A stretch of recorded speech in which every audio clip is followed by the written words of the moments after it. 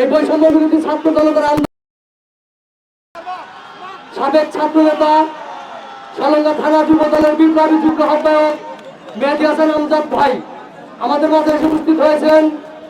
সালঙ্গা থানা স্বেচ্ছাসেবক দলের বিপ্লবী যুগ্ম আহ্বায়ক আরিফুল ইসলাম ভাই উপস্থিত হয়েছেন। সালঙ্গা ডিগ্রি কলেজ শাখার ছাত্র দলের সংগ্রামী আহ্বায়ক চোদ্দ আব্দুল্লাহ মামুন ভাই আমাদের মাঝে এসে উপস্থিত হয়েছেন। সালঙ্গা ইউনিয়ন স্বেচ্ছাসেবক দলের বিপ্লবী সদস্য সচিব শরীফ আহমেদ। শুধু তাই না, আমাদের মাঝে এসে উপস্থিত হয়েছেন সুদূর উল্লাপাড়া থেকে আগত উল্লাপাড়া উপজেলা বিএনপির উল্লাপাড়া উপজেলা স্বেচ্ছাসেবক দলের বিপ্লবী আহ্বায়ক কারা নির্যাতিত সাবেক ছাত্র নেতা চোদ্দা আবু হাসান ভাই আমাদের মাঝে এসে উপস্থিত হয়েছেন।